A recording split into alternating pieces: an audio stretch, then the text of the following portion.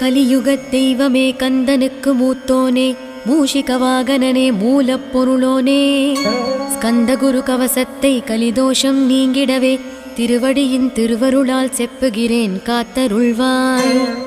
சித்தி விநாயக ஜெயமருள் போற்றுகிறேன், சிற்பர கணபதே நற்கதியும் தந்தருள்வாய். கணபதி தாளினையை கருத்தினில் வைத்திட்டேன், அச்சம் தீர்த்தென்னை ரட்சித்திடுவீரே.